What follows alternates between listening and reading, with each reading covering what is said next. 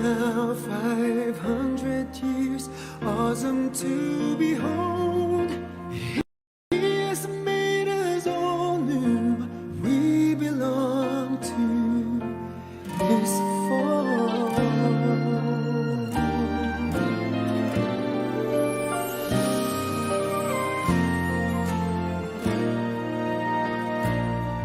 The gospel is a blessing, but also a mission.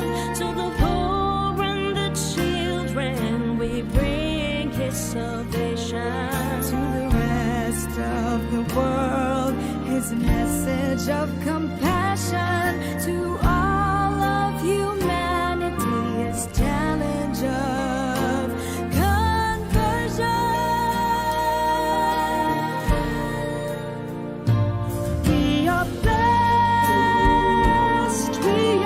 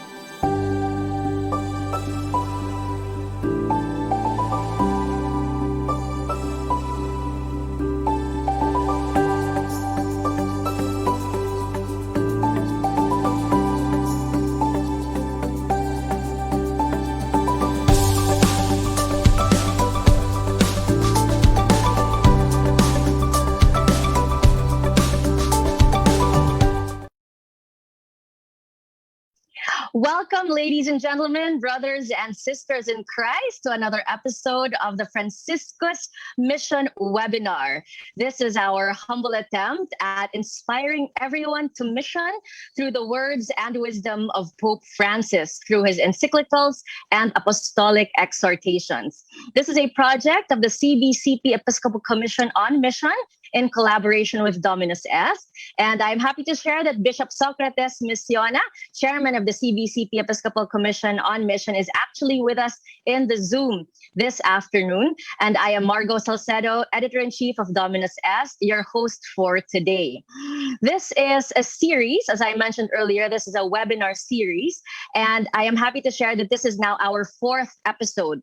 We began with Patris Corde in June with Bishop Dodong Billones. And then we had Evangelii Gaudium, calling the clergy to rekindle the joy of mission, with no less than His Excellency Archbishop Charles Brown, our papal nuncio, in July. And then we had last month Fratelli Tutti, calling catechists to the mission in the spirit of brotherly love.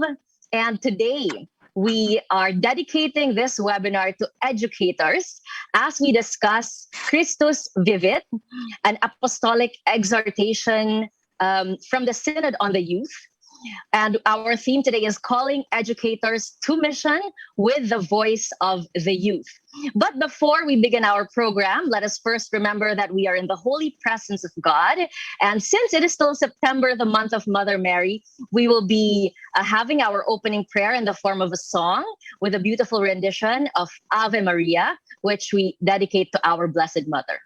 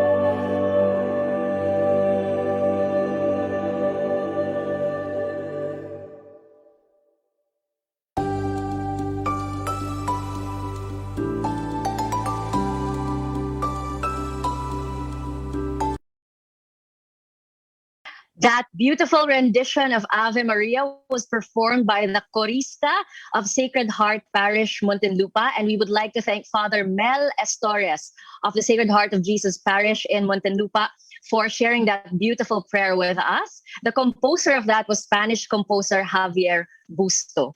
And now, to officially welcome everyone to this webinar, we have with us a message from the Bishop of the Diocese of San Jose Nueva Ecija, who is also chairman of the CBCP Episcopal Commission on Catechists and Catholic Education, Bishop Roberto Malyari. Let's listen to his words.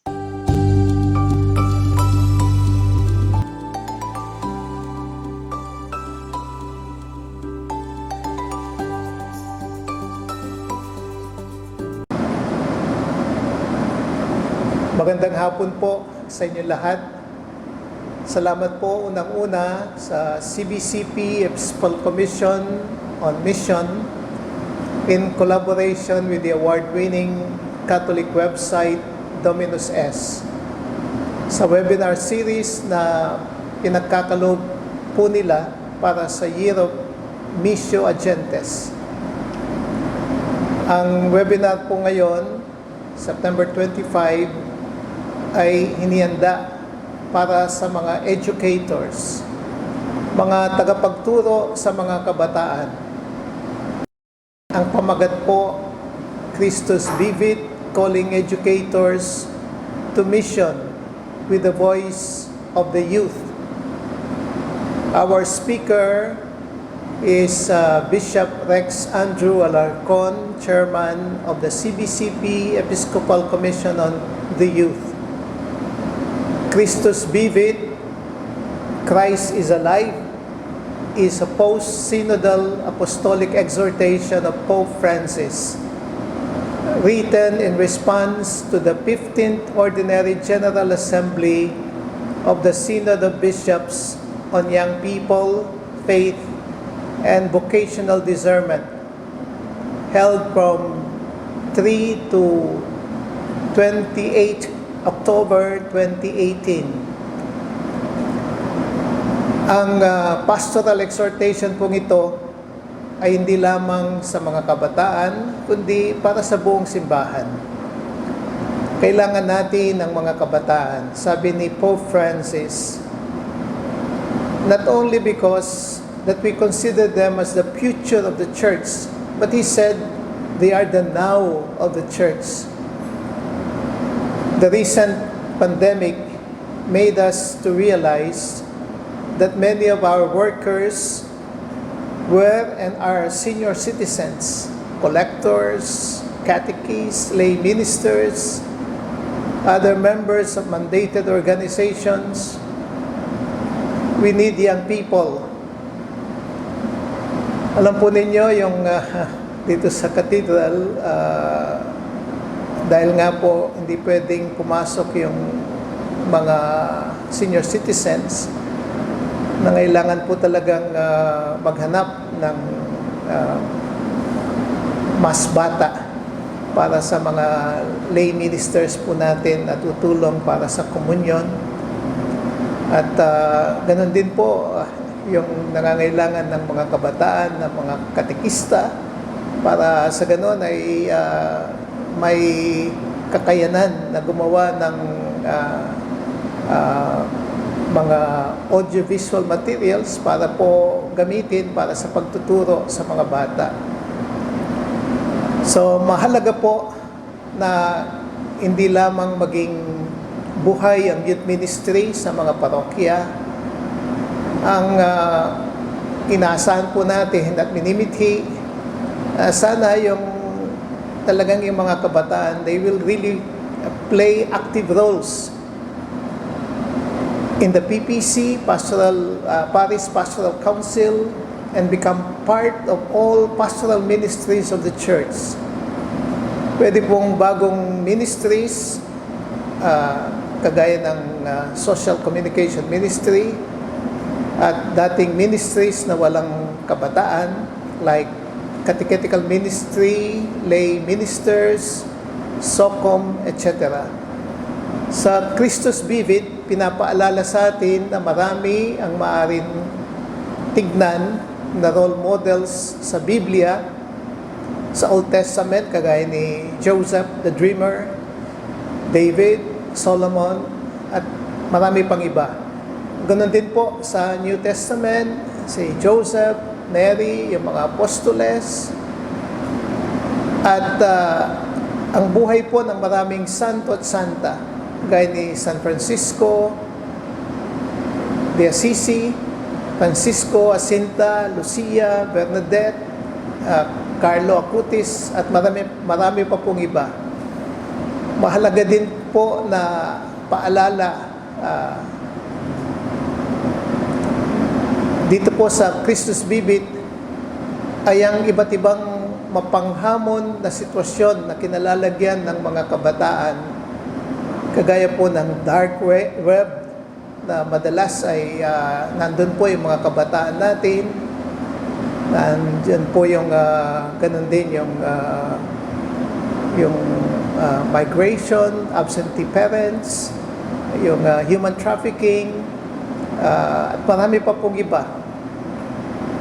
Mahalaga na malaman po natin ang mga sitwasyong ito para lalo pa po nating maintindihan yung kinalalagyan at tunay na matulungan ang ating mga kabataan na maharap ng may tapang at pananampalataya ang mapanghamon na sitwasyon na kinalalagyan nila. Ang pinakasusi upang maging mabunga ang mga taon ng pagiging isang bata at kabataan ay ang pakikipagkaibigan kay Jesus. Mahalaga na makita at makilala na buhay si Jesus at gusto niya na maging kaibigan nila si Jesus. Kaya napakahalaga po yung mga youth ministers, yung mga tumutulong sa mga kabataan, yung to be more creative, para sa ganoon magkaroon ng madami pong pagkakataon to be able to encounter Jesus. Bata pa sana ay may pakikipagkaibigan na sila kay Jesus. Sa kwento ng maraming santo, marami sa kanila ay kaibigan na ni Jesus sa kanilang murang edad, kagaya ni Blessed Carlo Acutis, Saint Therese of the Child Jesus, si Padre Pio at iba pa. Isang napakahalagang paalala ay matuto ang mga kabataan na alamin ang tawag ng Diyos sa kanila. Palaging itanong nila sa Diyos, ano ba ang gusto mo sa akin? Saan mo ba ako gustong dalhin? Gusto mo ba akong mag-asawa, magpari? Saan ko ba ibubuhos ang aking buhay? It is important that we are able to help them discern one's vocation, and for our young people to respond to the plan the Lord has for them. Gusto ko pong ibahagi ng maikli yung experience ko nung magbisita yung relic ni Don Bosco sa Archdiocese of San Fernando. I was auxiliary bishop of the Archdiocese of San Fernando, Pampanga. Bago po yung misa ko sa pagdating po ng relic ni Don Bosco, pinanood ko yung movie ni Don Bosco. After watching the movie, I felt that I was wanting in my love for them. Hindi ko kagaya si Don Bosco na talagang para siyang totoong mabuting pastol para sa kanila. Kaya niyang matulog sa kulungan kasama ng mga kabataan at talagang hinahanap niya yung mga nakakagawa ng mali.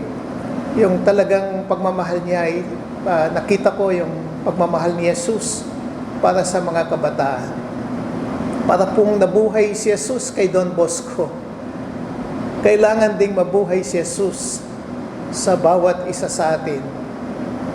Para sa ganon, yung pagmamahal na tunay ni Jesus ang siyang ipagkaloob din natin para sa mga kabataan.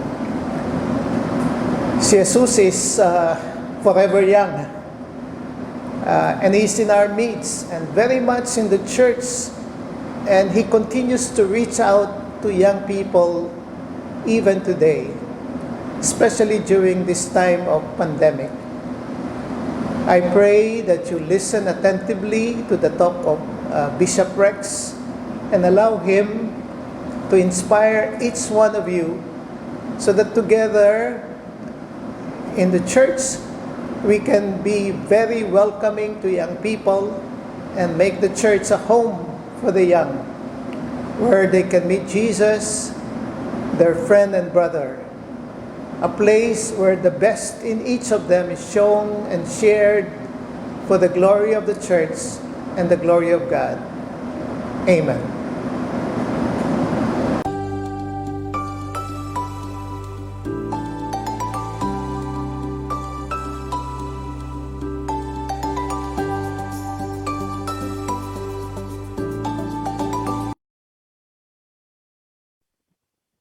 Amen. Thank you so much for that, Bishop Malyari. Indeed, the youth are the now of God, as it was stated in the apostolic exhortation, Christus Vivit. And now for today's main speaker, we have the honor of being joined by the chairman of the CBCP Episcopal Commission on the Youth, the very young Bishop Rex Alarcon. If I may just briefly introduce Bishop Rex, as you can see, I'm not going to reveal his age, but we are all young. We are all young. But he is currently the Bishop of Daet. So Bishop Rex, marami pong nanonood right now from Bicol. So hello po to all of those from Bicol who are watching, and also from Cáceres who are watching, and also from Daet who are watching. Bishop Rex actually really hails from Daet, Camarines Norte. He went to the Naga Parochial School and Holy Rosary Minor Seminary. But he got his licentiate and master's in theology from the University of Santo Tomas. Meron pong bang mga taga-UST dito? So he is also a product of the Dominicans. And then he got another licentiate. He went and studied to Rome. He went to Rome and studied at the Pontifical Gregorian University, where he obtained a licentiate in church history. So, saktong-sakto po sa 500 years of Christianity. Upon his return, he became a professor at the Holy Rosary Minor Seminary. And I think it's just important that we mention, because this is a webinar that is dedicated to educators. So we're just going to share a bit about the background as an educator of Bishop Alarcon. He was a professor at the Holy Rosary Minor Seminary, but he also became director of the stewardship program of the Archdiocese of Cáceres. And then he became director of the Naga Parochial School and was also concurrently president of the Catholic Educational Association of Cáceres and Libmanan, as well as the Bicol Association of Catholic Schools. And then he became superintendent of the Catholic Schools of the Archdiocese and chairman of the National Advocacy Commission of the Catholic Educational Association of the Philippines.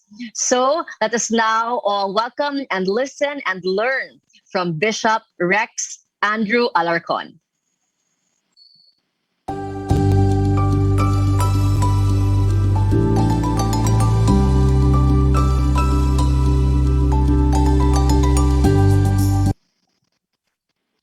Good afternoon, everyone. Let me begin with a quote from Pope Francis. Education is one of the most effective ways of making our world and history more human. Education is above all a matter of love and responsibility handed down from one generation to another. Taken from the message of Pope Francis during the Global Compact Education.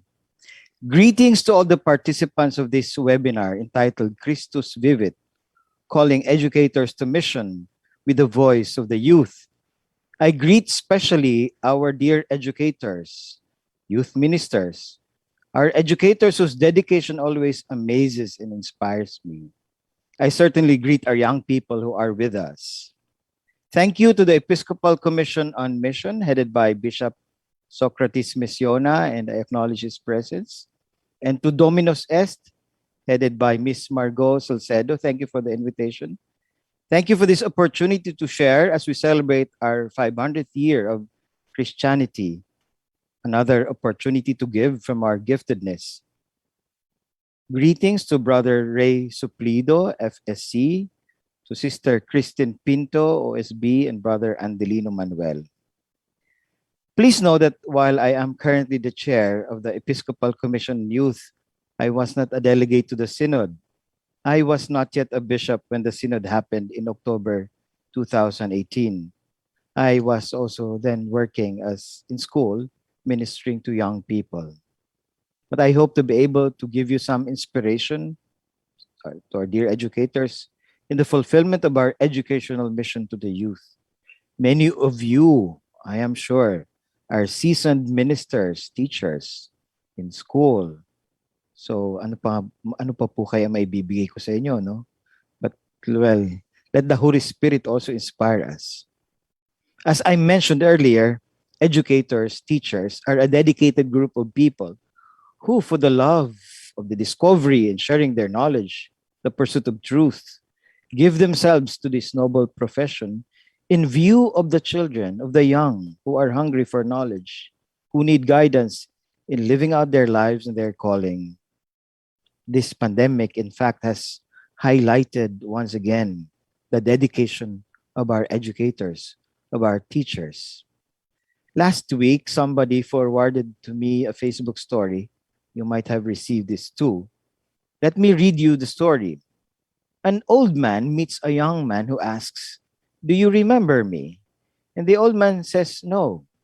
Then the young man tells him he was his student. And the teacher asks, "What do you do? What do you do in life?"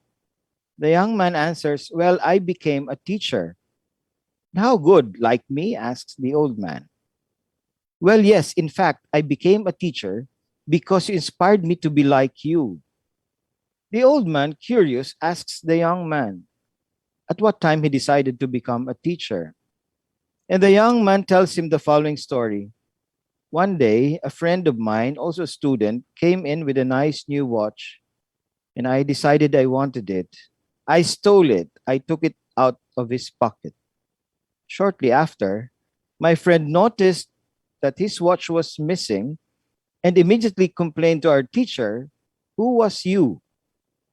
Then you addressed the class saying, "The student's watch was stolen during classes today. Whoever stole it, please return it." I didn't give it back because I didn't want to. You closed the door and told us all to stand up and form a circle. You were going to search our pockets one by one until the watch was found. However, you told us to close our eyes because you would only look for his watch if we all had our eyes closed. And we did as instructed. You went from pocket to pocket, and when you went through my pocket, you found the watch and took it. You kept searching everyone's pockets. And when you were done, you said, "Open your eyes. We have the watch." You didn't tell on me, and you never mentioned the episode. And you never said who stole the watch either. That day, you saved my dignity forever. It was the most shameful day of my life. But this is also the day I decided not to become a thief or a bad person. You never said anything, nor did you even scold me or take me aside to give me a moral lesson. I receive your message clearly.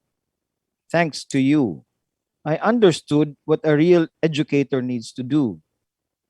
Do you remember this episode, Professor? The old professor answered, "Yes, I remember the situation with the stolen watch, which I was looking for in everyone's pocket. I didn't remember you because I also closed my eyes while looking." I find the story inspiring, as I hope you do. This relates well, the situation of our young people, to the description, to the predicament which Pope Francis describes in these words. Many young people today feel that they have inherited the failed dreams of their parents and grandparents. Dreams betrayed by injustice, social violence, selfishness, and lack of concern for others. In a word, they feel uprooted. If the young grow up in a world in ashes, it will be hard for them to keep alive the flame of great dreams and projects. If they grow up in a desert devoid of meaning, where will they develop a desire to devote their lives to sowing seeds? The experience of discontinuity, uprootedness, and the collapse of fundamental certainties fostered by today's media culture creates a deep sense of orphanhood to which we must respond by creating an attractive and fraternal environment where others can live with a sense of purpose. It is really heartrending when we consider the situation of many of our young people. I remember a conversation a month ago with a young person. I asked her, kumusta ang pag-aaral mo? Nabalitaan ko, bumaba yung mga grades mo. And then she said, ang dami po kasing assignments. Hindi ko po natatapos. Kaya lang, pag hindi ko natapos, nagko-close na ang system. Kaya nagpapatong-patong na po. I could see tears in her eyes, tears welling up her eyes. Whenever you look at the eyes of a young person who is in trouble, who is considered a failure or a mess, you can always see a trace of innocence. Many of our children, of the young, are in such state, especially with this pandemic. It is pitiful. But thanks to you, educators, teachers, you have long undertaken as your personal mission to teach, to open the minds and the hearts of the young, to guide them towards growth, maturity, and deep responsibility. Recently, I was interviewed by Veritas and was asked to give my message for teachers, parents, and students as the school year was about to open in this time of pandemic with the Delta variant. And we said, what is your message for them? I could not but encourage them to go on, certainly conscious of the dangers, but to resume education, certainly taking safety as priority, to resume education in whatever way possible, because education is a human act. It is not an appendage to our lives. It is necessary for our survival, for growth and flourishing. It is through education that we understand ourselves, the world, and the things that happen around us. It is through education that we seek solution to our current problems.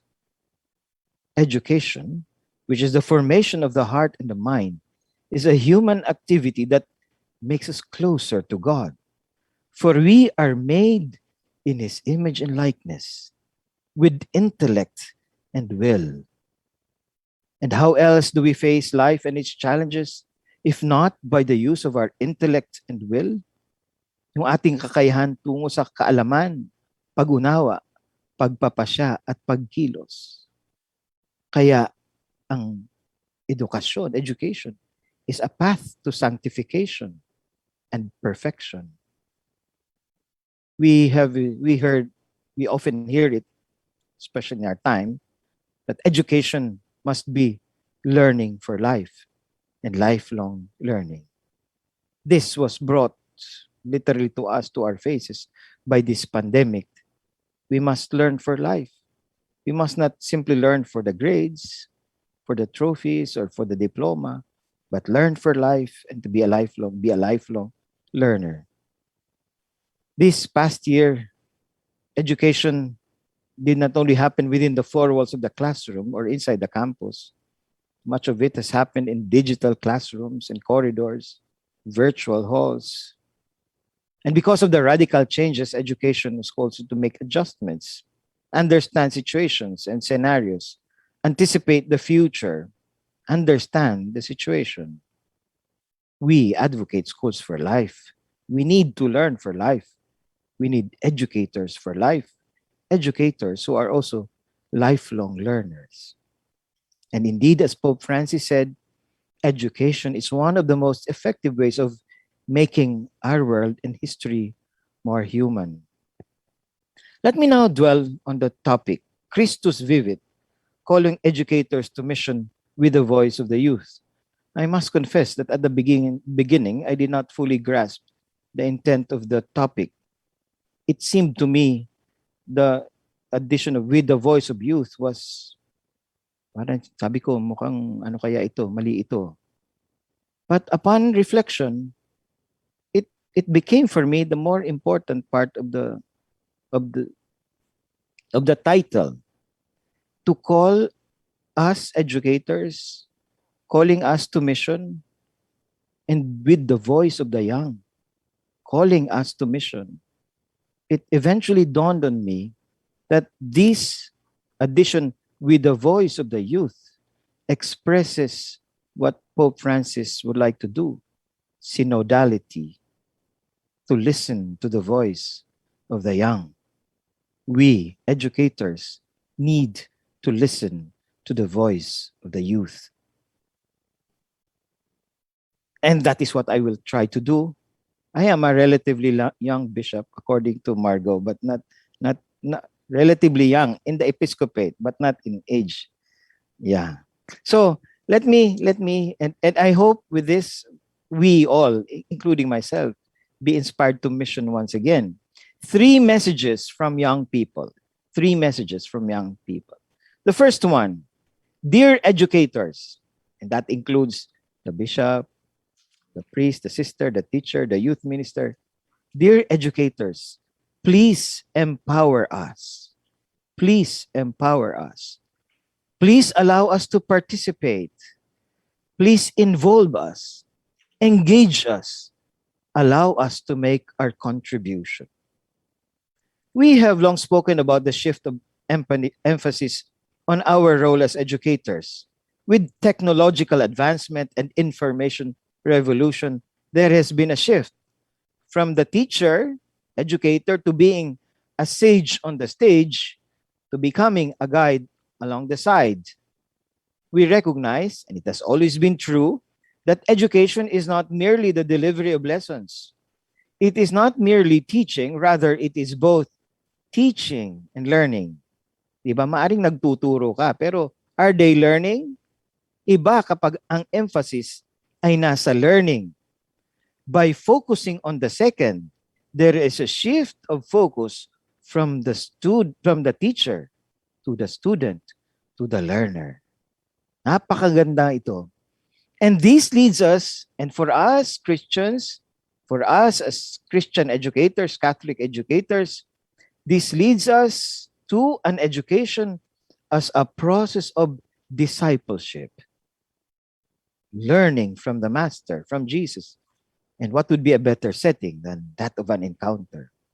Then this for us, with the changes in our context, in our what is happening around us, there is also a shift in our mission to focus on our learners, to allow them to think for themselves, to reflect, to offer solutions. As educators, we empower the youth by sharing our knowledge, by assisting them develop their skills, by allowing them, empowering them to make decisions. And this requires a humble acceptance that we do not have the monopoly of knowledge of truth. In fact, di ba, yung dati nating example, dati noon, lahat galing sa teacher. Pero ngayon, with the information revolution, nagtuturo ka, biglang sasabihin sa'yo, ma'am, baka mali po yung sinasabi. Bakit? Eh kasi po dito sa may video po ako ng tinuturo nyo. So hindi na lang tayo ang may hawak ng information. No? And this leads us towards empowerment, participation, contribution, and collaboration. And in this aspect, Pope Francis reminds us, particularly also our schools, to do a self-criticism, to examine whether the religious instruction that we give proves incapable of nurturing lasting experiences of faith. Sometimes, parang ganun. Yung religious instruction, walang lasting experiences of faith. Or, some Catholic schools seem to be structured only for the sake of self-preservation. Fear of change makes them entrenched and defensive before the dangers, real or imagined, that any change might bring. A school that becomes a bunker, protecting its students from errors from without, is a caricature of this tendency. So much so that there is an insurmountable disconnect between what they were taught and the world in which they live. The way they were instructed in religious and moral values did not prepare them to uphold those values in a world that holds them up to ridicule, nor did they learn ways of praying and practicing the faith that can easily be sustained amid the fast pace of today's society. For one of the greatest joys that any educator can have is to see a student turn into a strong, well-integrated person, a leader, someone prepared to give.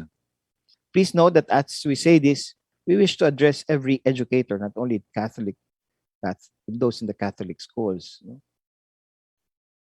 We are then called to provide an education that prepares our students, our pupils, to face the world.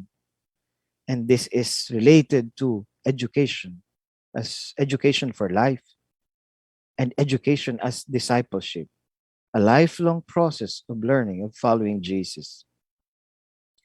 And this is an invitation to strive to make the young people participants, co-responsible in the church, in the society, to engage them, to appreciate their giftedness, and make them co-responsible for their education and formation.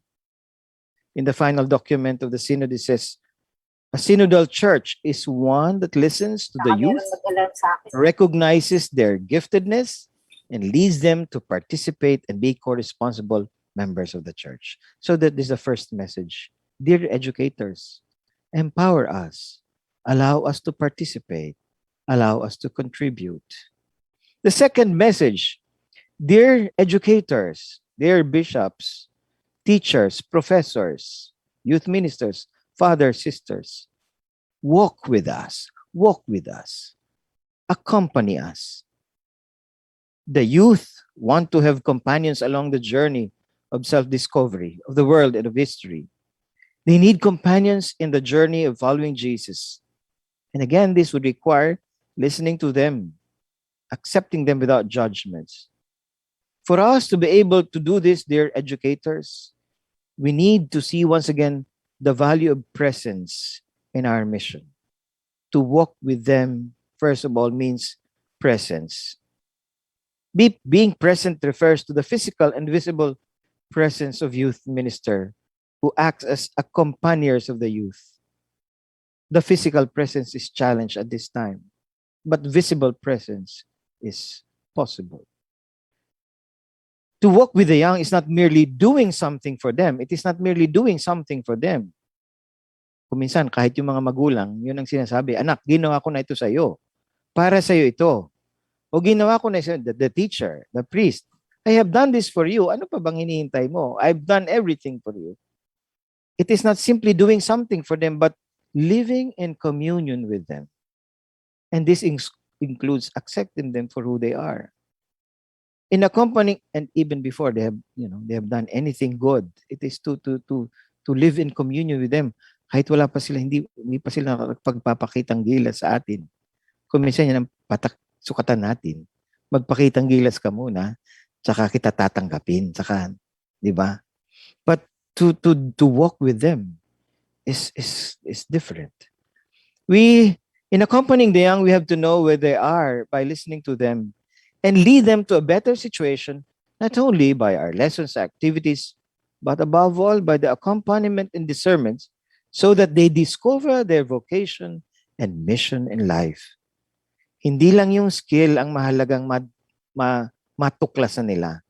Hindi lang yung kakayahan at a particular subject, but na matulungan natin silang matuklasan ang kanilang bokasyon, their vocation and mission in life. Mas malalim ito.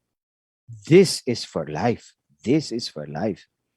Thus, it is not merely giving them our modules, our lessons, activities, or giving examinations, but really seeing or understanding how these are received by them, how the current mode of doing things make an impact on them, and what are the other factors that affect their young lives.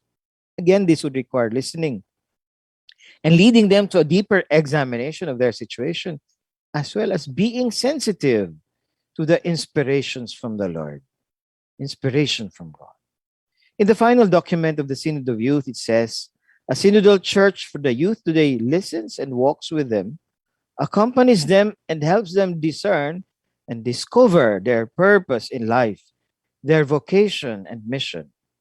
Knowing their vocation in the church and society, the youth are able to proceed towards a participatory and co-responsible church and society. The third message, dear educators, dear bishops, dear teachers, professors, meet us where we are. Meet us where we are. We may not have yet reached that place where you are. We are not there yet. Meet us where we are. And this for us is mission, to set forth, to go out, to seek out the young, to their venture and wider seas, as a prayer would say, to go where the brave dare not go, is a line from Impossible Dream. It is to go where they are, to seek them out. Pope Francis calls us to mission in this manner. He says Jesus did not find the disciples in a seminar or in a convention or a team building. Of course, the Holy Father is not being simplistic, but he says he found them where they were. They were at sea, along the roadside. Our mission is to seek the young.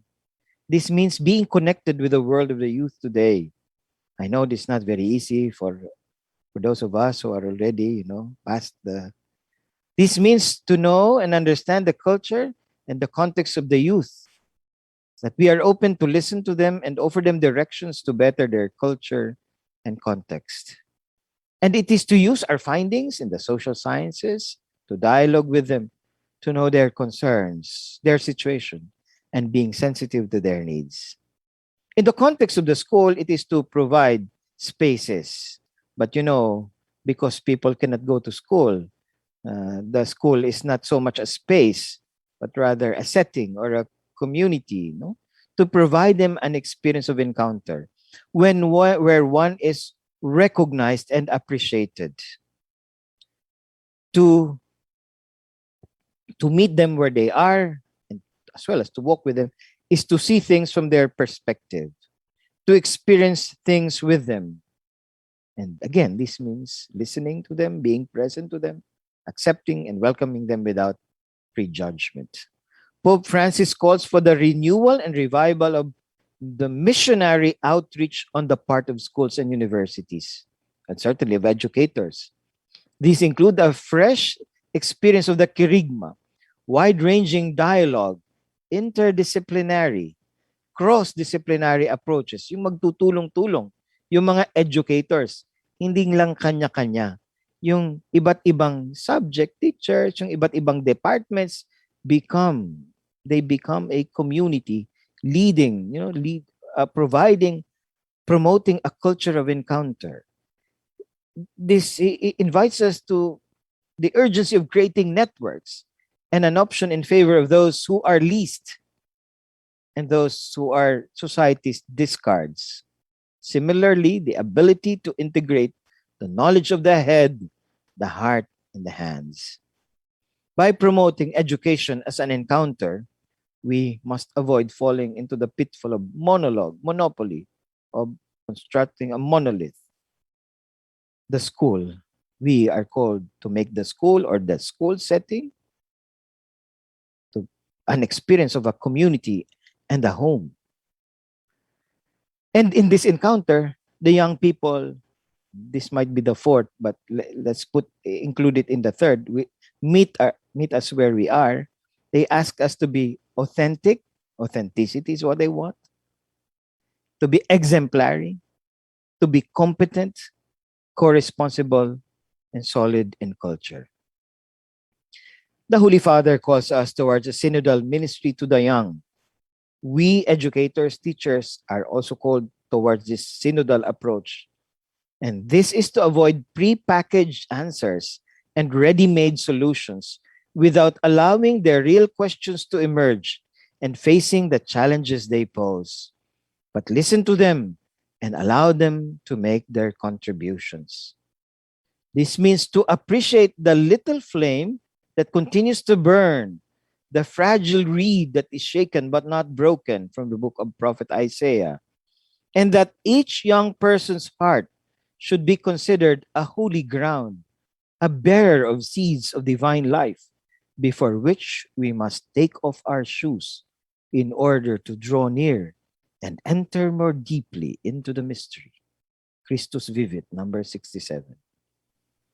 And here we are called to join in that process of education as a discipleship, and to strive to make the participation of the young become effective, yung participation become effective and normal in places of co-responsibility. And this is how we make them missionary disciples, that each of us, we become an agent of evangelization. Pope Francis says, every Christian is a missionary to the extent that he or she has encountered the love of God in Christ Jesus. We no longer say we are disciples and missionaries, but rather we are always missionary disciples. Evangelii Gaudium 120. And, with regard to the pathways by which we can continue to minister to the young, there are still a whole lot of possibilities. Pope Francis in Christus Vivit mentions areas where ministry can further be developed. These are the area of contemplative prayer, active participation in social action, the arts, theater, painting, music, sports, love of nature, and the way of beauty, the via pulchritudinis. There is a lot of possibilities. It is something exciting. Dear educators, dear friends, I love to teach. But there are times that I get tired and I feel nothing is happening. I am always inspired by this poem, and in one recent talk I shared this, and I wish to share it again. And because the elections are coming, this is the power of one. The power of one. Sometimes we feel we cannot make a difference. And it goes, one song can spark a moment. One whisper can wake the dream. One tree can start a forest. One bird can herald spring. One smile begins a friendship. One moment can make one fall in love. One star can guide a ship at sea. One word can frame the goal. One vote can change a nation. One sunbeam lights a room. One candle wipes out darkness. One laugh will conquer gloom. One step must start each journey. One word must start each prayer. One hope will raise our spirits. One touch can show you care. One voice can speak with wisdom. One heart can know what's true. One life can make a difference. You see, it's up to you. You remember the story with which we began with? One professor can make a difference. One educator can make a difference in another's life. The main message of the encyclical is to tell young people and all of us that God is love. Christ saves us. Jesus is alive. Dear educators, I hope I have been able to give you some spark of inspiration. There is much richness in our young people. They themselves are an inspiration. As we speak, there are many young people finding ways to help their family, making a sense of their education, trying their best to contribute to the society. I thank you, dear educators, for your patience. It is not easy to inspire you, for you are an inspiration. Your dedication, your determination, patience, and perseverance in helping a poor student, child, or pupil, in helping a loser win, is a powerful proof and testimony that Christ is alive. And yes, we too, we all remember a significant teacher who has made an impact in our lives. He or she was that teacher who made us experience openness, love. He or she welcomed us when nobody dared to accept us. He or she affirmed us when everybody considered us a failure. So he or she saw the gift in us when all the rest saw our weaknesses and mistakes. He or she treated us like children, like friends. He or she made us special. That person, that educator, gave us an experience of a home. I wish to end by quoting the first two paragraphs of the apostolic exhortation, Christus Vivit. Pope Franciscus says, Christ is alive. He is our hope. And in a wonderful way, he brings youth to our world. And everything he touches becomes young, new, full of life. The very first words then that I would like to say to every young Christian, to every educator, are this: Christ is alive, and he wants you to be alive. He is in you, he is with you, and never abandons you. However far you may wander, he is always there, the risen one. He calls you and he waits for you to return to him and start over again. When you feel you are growing old out of sorrow, resentment or fear, doubt or failure, he will always be there to restore your strength and your hope. Christus Vivit, number 1 and 2. Christus Vivit. Christ is alive. Thank you for your patience. God bless you.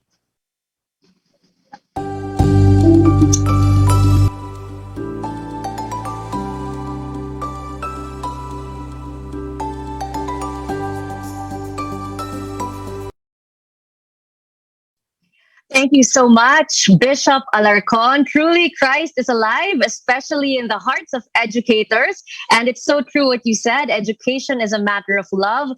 And I love that phrase from the Christus Vivit Apostolic Exhortation, the youth are holy ground. That's such a powerful statement. So as we absorb what Bishop Alarcon just shared, I hope that you all got your, especially those who are in the Zoom, that you got your copies of Christus Vivit. We sent a link.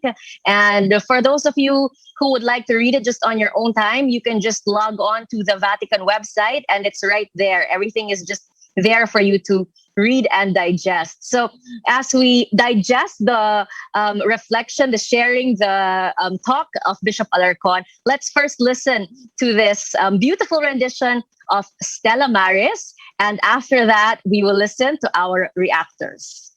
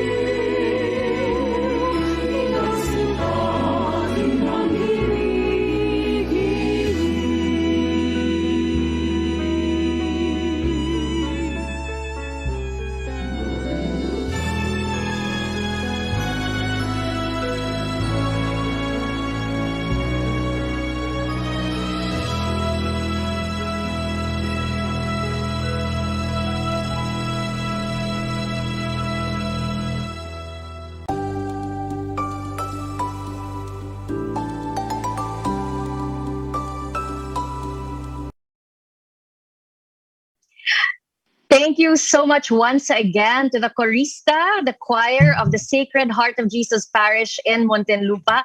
That was another beautiful rendition of a Marian song, Stella Maris. This time, that was composed by Silvino Boris Jr. SJ and Norman Agatep. So thank you so much for that. And we would also like to once again thank Father Mel Estores of the Sacred Heart of Jesus Parish in Muntinlupa for sharing that beautiful song with us. And now we have our reactors. Before we listen to our reactors, I would just like to tell all of the participants in the Zoom that we will be having a Q&A after this. So please just type your questions in the chat box in the Zoom, and we will collect all of your questions so that we can ask our panel later any questions that you might have. For those of you who are watching on Facebook, please just put your questions in the comment section, and we will also do our best to read and ask our panelists, our speakers and reactors the questions that you would have. So now we have Brother Ray Suplido, FSC, from La Salle. Animo, I'm also from La Salle, brother. And if I may just briefly read and share with you a bit about Brother Ray. Actually, I don't know if you can call him a psychologist, I guess, because he has a PhD in counseling psychology with high distinction from De La Salle University. And he got his licentiate in clinical psychology, magna cum laude, from the Pontifical Gregorian University in Rome. So I actually went to the same school as Bishop Alarcon. And as an educator, he has also been part of the Board of Trustees of Luzon-based La Salle schools and other institutions, not just in TAF, like St. Paul University in Iloilo, the Philippine Educational Requirement and Annuity Association, and the Philippine Catechetical and Religious Education Foundation, or PhilCare. He also served as the president and chancellor of University of St. La Salle in Bacolod. Ang dami naman po around the country na inyong napag-servan. And general counselor of the De La Salle Brothers all the way in Rome, Italy. Okay, and today he is president, aside from having been president until I believe 2020 of De La Salle University. Today he is president of the Brother Andelino Manuel Catechetical and Religious Education Foundation. So let us now listen to Brother Ray Suplido for his reaction.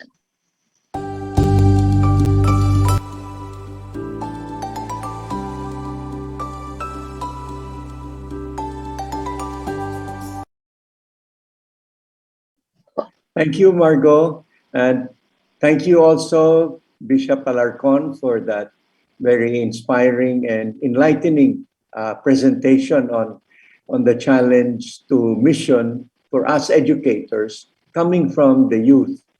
My reaction will be very brief. I think Bishop Alarcon covered really a lot of material and challenges, and I will focus on just a few. First, as an educator, please click this, Alan. It's a very welcome and much needed encyclical.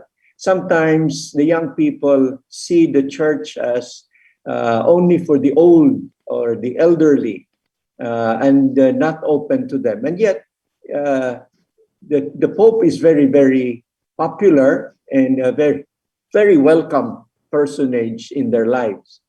And in this encyclical, the church is presenting Christ to young people. And young here is anyone between ages 16 to 29. So that's quite a range covered by the term young or youth. But the encyclical is directed primarily to them. But then the next click, it offers practical advice to us, elders and mentors, educators. The bishop mentioned also bishops, priests, religious, parents, those who really are called to guide the young. And that is a very, very welcome message coming from the Pope and from the Synod to the youth. The next slide. it begins with, or it paints a reality today.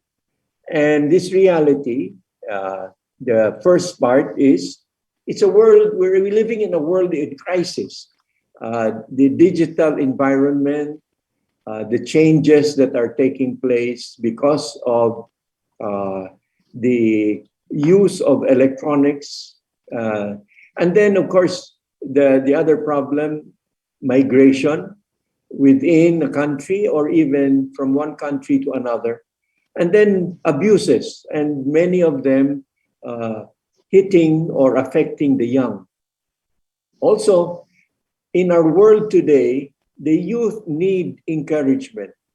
And from the Pope's lips, we can almost see him telling the young people, don't give up. There are problems, but don't give up.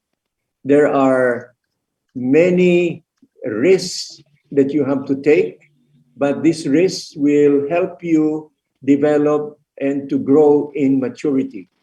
And this is the words of encouragement coming from His Holiness. The next item or part of our reality today is that youth need affirmation.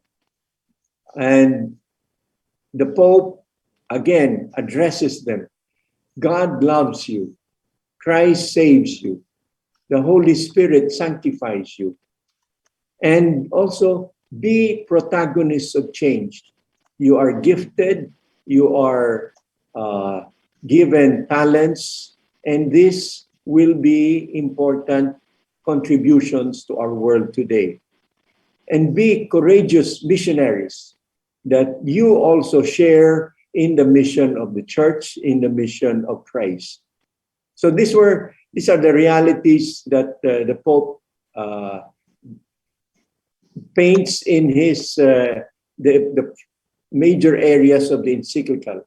What I'd like to react to are the challenging questions that the Pope raises and addresses to us, or really, it's the young addressed to us. And Bishop Alarcon also raised these questions. The first is, or what can we educators and mentors, and again, this covers all those who are assigned to accompany the young. What can we give to the young? How do we accompany and encourage them to click? How do we support them to take on a greater role in the church as protagonists of change?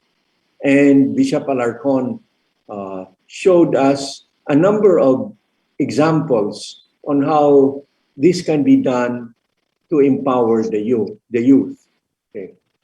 I'd like to focus mainly in the next slide, okay, the question that is raised in the encyclical.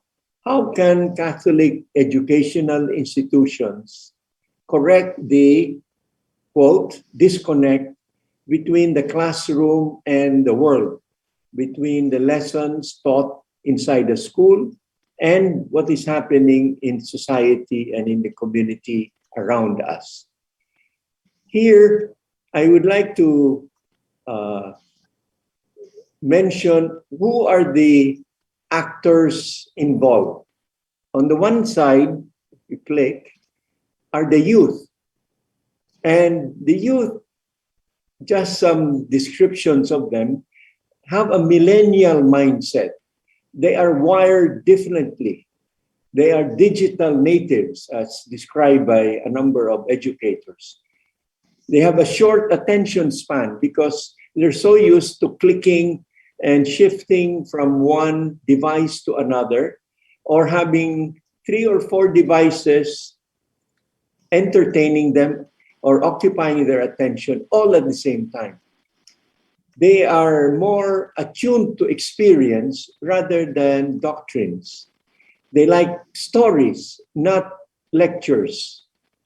They have many acquaintances or friends in Facebook or Twitter, but few deep relationships. They are looking for meaning, but again, are at a loss where to find this. So we have one group, the group of the youth on the one side. On the other side, that's where we are, the educators, the mentors. And we happen to have a pre-millennial mindset. A number of us struggle with devices. We are digital migrants.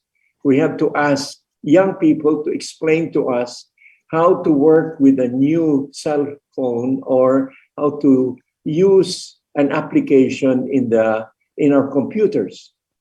As Bishop Alarcon said, we are used to being the sage on the stage instead of being guides on the side. We are technology challenged, and we are still coping with the disruptions due to the fourth industrial revolution and, of course, COVID-19 pandemic. So here we are. We have the youth calling to us, and this is our condition. So the challenge facing Catholic educational institutions, I would put in this particular field. And in that field, there are several elements. One is the curriculum, or in short, what we teach, what should we teach? And this is not content alone. In fact, it is more programs and activities. Dealing with what? Central to the click, if you click that, are truths, values, and virtues. Okay, what is important in life? What will help us to develop physically, psychologically, morally, religiously, based on the gospel, and helping young people to develop this, know themselves, but also to work and understand and work and live with other persons, with the larger community, and of course, our planet. So the curriculum covers a lot of areas. The challenge is transforming face-to-face lessons and co-curricular or extracurricular elements to the blended mode of delivery. I don't think I have to explain that to you. I think if you are a teacher now, this has been the challenge, if not a nightmare, to try and adjust to the changes and the disruptions due to the pandemic. But that challenge will continue even when this pandemic is finished. We will still have to identify, okay, what we want to teach in our schools. Okay. The other element, if you click that, Alan, is pedagogy. How we identify what we teach, how are we going to teach that today? And again, we have to learn from the youth. What engages and challenges our young learners? It is not, okay, doctrine. It is more maybe experience, more of stories, more of witnessing or seeing the examples around them. So pedagogy is very important. And then, but pedagogy right now is also affected by different modalities. And I think you and I are very familiar with this. Face-to-face, fully online, blended, synchronous, asynchronous, etc., etc. So these are, again, elements that are part of the challenges we face as Catholic educators. Okay. And then technology is part of this, because technology is now playing a very important role in what's happening in the teaching learning process. So we have to learn new programs and applications. We have to deal with learning management systems. We have to include in our lessons game-based activities. So because if we just keep lecturing, our students will turn off their devices or leave, will no longer be present in the zone meeting or in the lesson and do something else. Also, we want to find out new ways of assessment. It's not just question and answer. We have to challenge them to develop critical minds in order to face the challenges in the world today.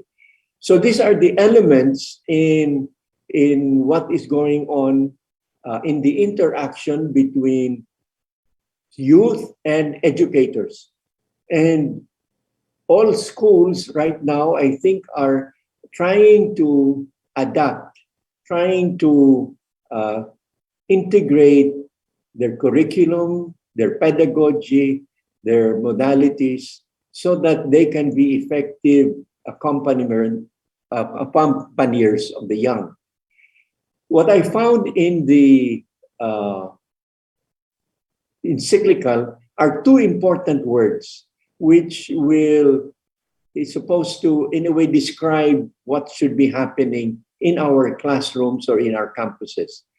In the next slide, or at the bottom of this slide, we have two words.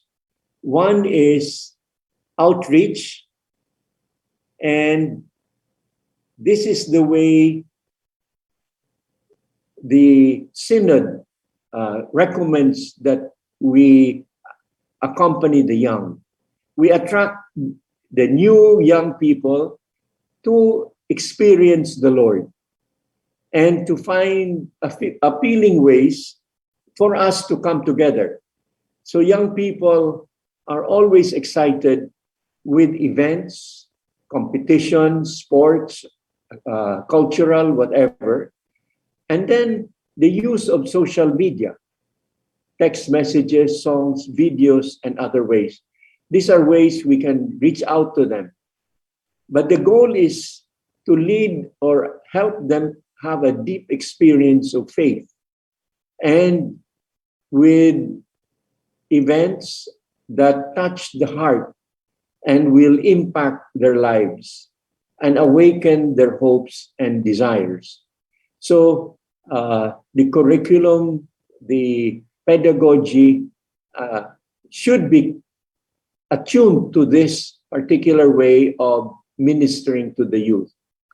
And then we, as their mentors, are there for them and with them. And Bishop Alarcon stressed this quite strongly in his presentation.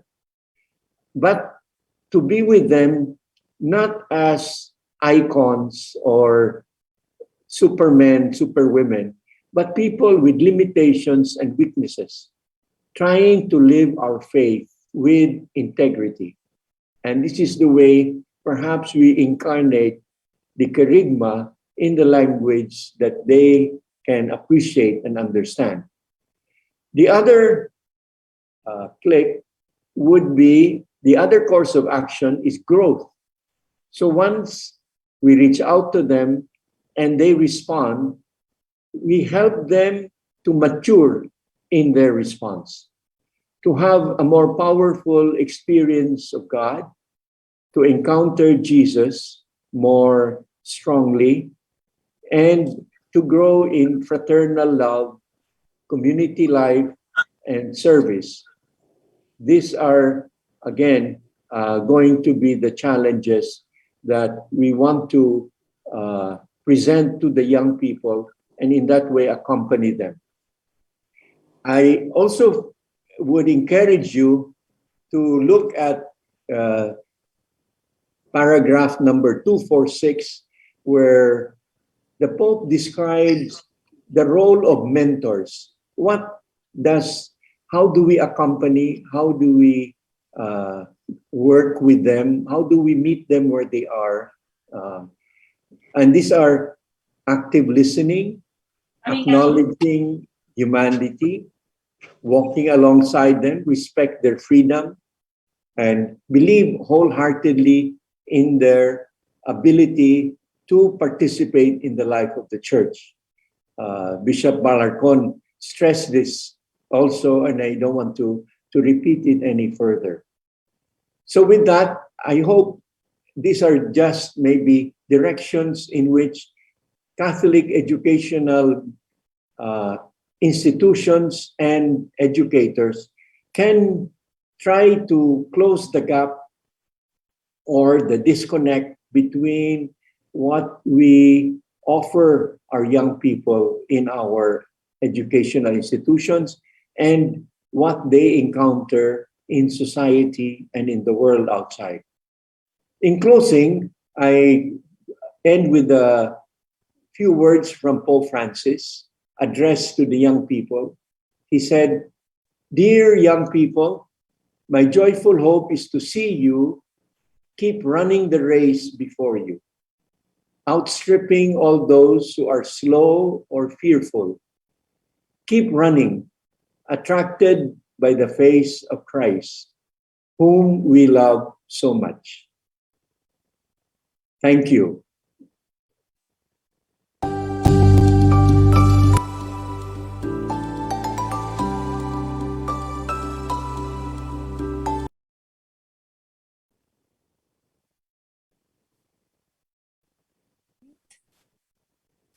Thank you so much, Brother Ray. And we learned so much from your reaction. And especially, even if you didn't want to repeat number 246 from the apostolic exhortation, it's so beautiful. If I could just briefly read it, because both Bishop Rex and Brother Ray emphasized it. It was so beautifully written.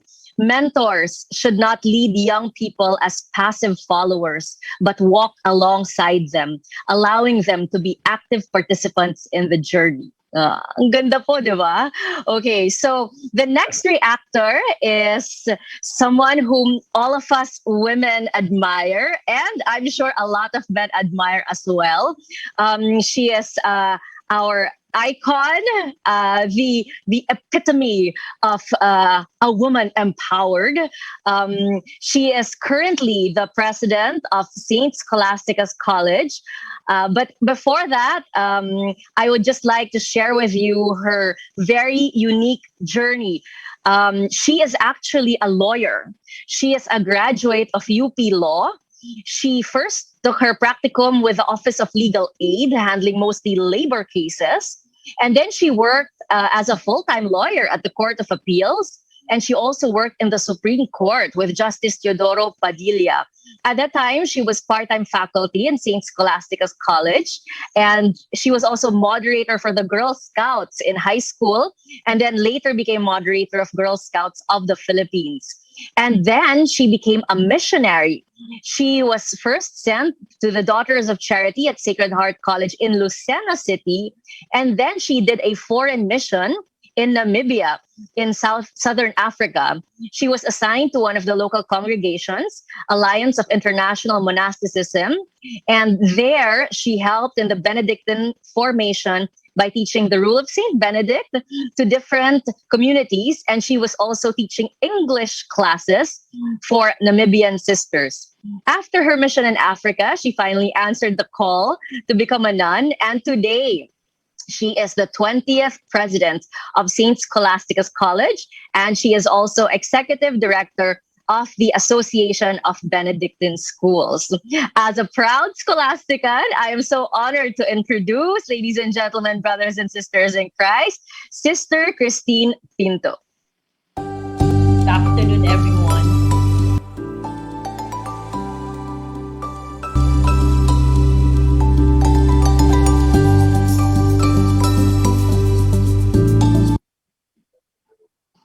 I was as excited as Margaux. I was already talking with that music background. So again, good afternoon, everyone.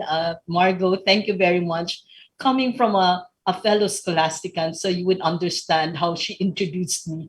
But I would like to add a little to that introduction, because even before I went to the missionary part of the Lucena of working with the Daughters of Charity in Lucena City at their school in Sacred Heart College, and the Namibian experience of being missioned to a local Benedictine congregation in Namibia, South Africa, was a answer to a calling to be a missionary Benedictine sister. Now, I was very excited in reading Christus Vivit when Pope Francis was already on the part of vocation and reminding young people, do not be deaf to the call of the Spirit to be either a priest or a religious or a brother. No, so I entered actually the congregation in 1999, even before the Lucena and Namibia. And the Lucena and Namibia missionary experience came when I left the congregation. So I left actually after 7 years. And then after that Namibian experience came the call again to go back to the congregation. So anyway, it just shows how dynamic and how alive Jesus and God is in our lives in trying to still create wonders in our lives in whatever form. No, and I think what I would like to share now with Christus Vivit, I'd like to my springboard is actually relating it with the global compact of education, which Bishop Alarcon already mentioned. And I was looking at the dates. Of course, Christus Vivit came before. That's March 2019. And of course, the Global Compact of Education came a year after, a few months, October 2020.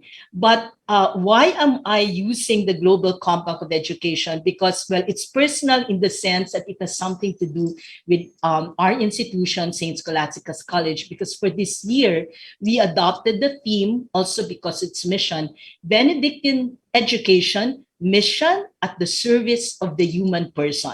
So that part of the service of the human person is actually inspired by the Global Compact of Education. And it now really makes a lot of sense to me in terms of what does it mean to be at the service of the human person, because these were the words also of Pope Francis in that message in the Global Compact. What does it mean to serve our students, our young people, and really look at them with the dignity that is supposed to be accorded to them as a human person? Well, not just for students, but all our members, not all the members of our institutions, education institutions. And Christus Vivit has given me that background in really understanding what does it mean to understand the life of our young people.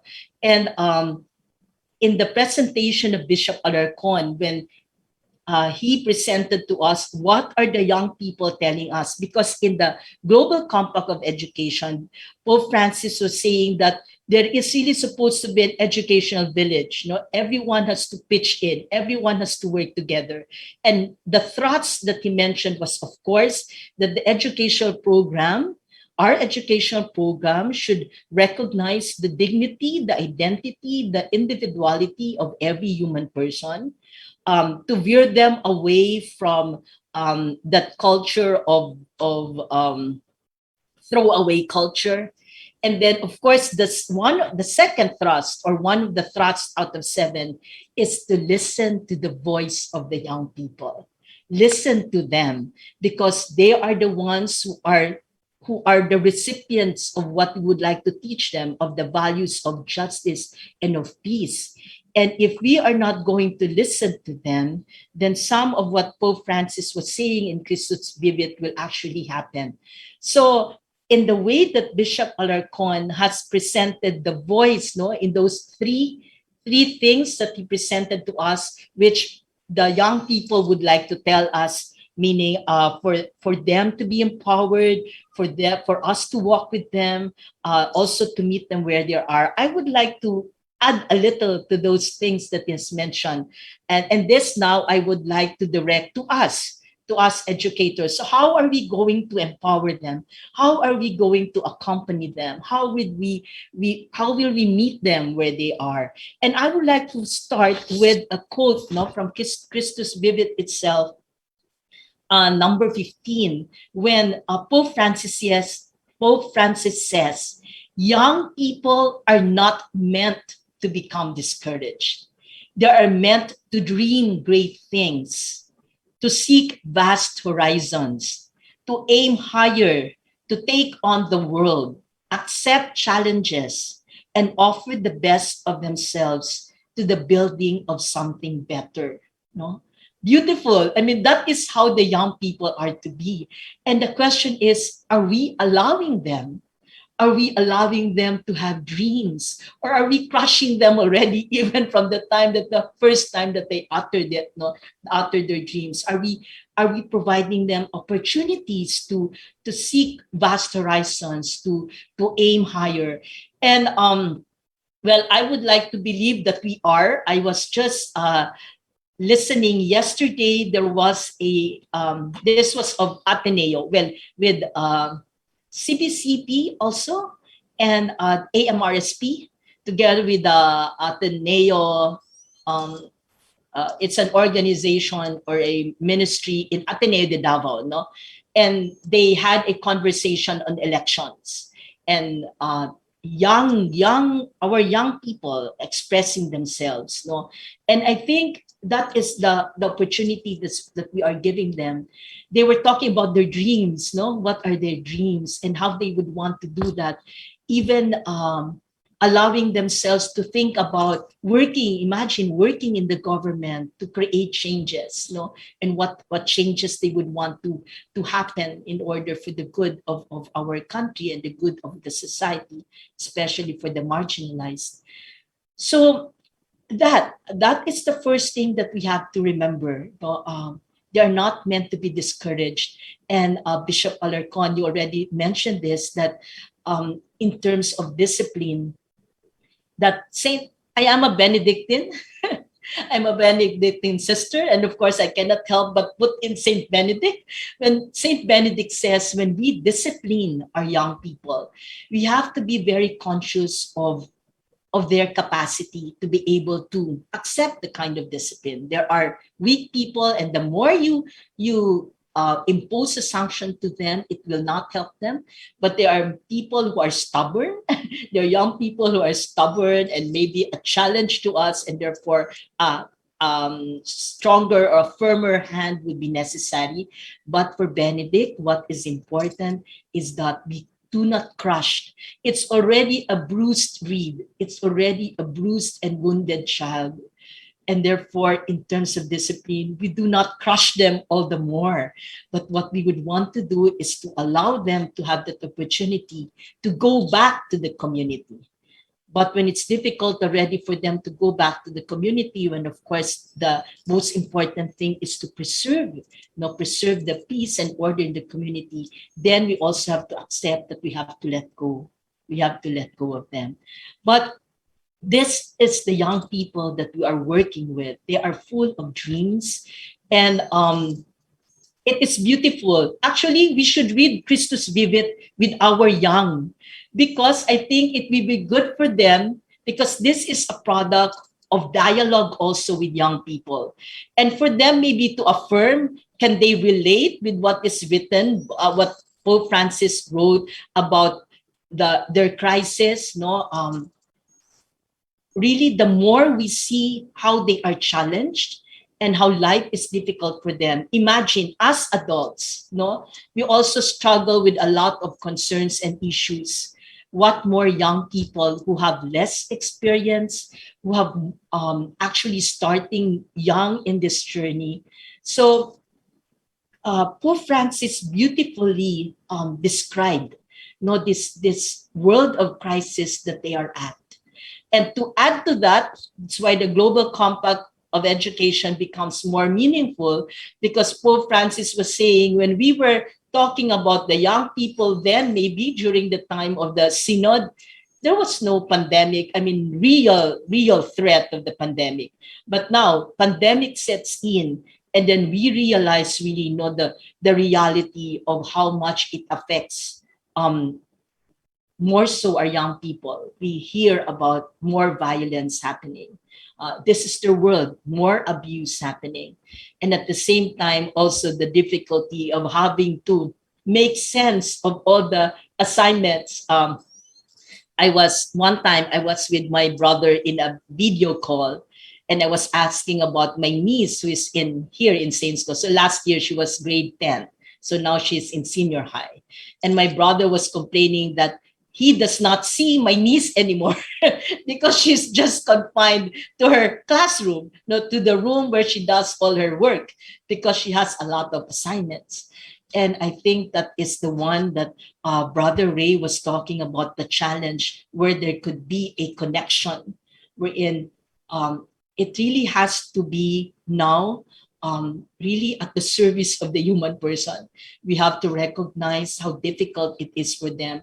We cannot just have our curriculum the way it was maybe 2 years ago and just put it out there online. It's not that. It has really to be changed, to be sensitive, to be sensitive to the needs of our students, of what they can absorb in such a short time. And so in those three calls or messages that Bishop Alarcon has told us, part of that would be also how we alienate young people. This was part of what Pope Francis was saying, wherein he said that when we fail to listen to the young people, it actually creates a greater distance, between us adults and the young people. It lessens the closeness, and therefore less mutual working together. And that is how important listening is. And after reading Christus Vivit, the world of crisis that they are in, add that to the pandemic, and how of course, in migration, it is no longer just migrating from one country to another, but there are people who, because of the pandemic, had been internally displaced also. Those who have to move from one place to another because of calamities. And as a personal experience for us here in St. Scholastica's College, we hosted the Bakwit School of the Lumans. For a week, they were with us. These are displaced young children who wanted to continue their education, and yet because of militarization in their area, they had to leave, because they could no longer go to school. And what happened now is that the creation of Bakwit schools.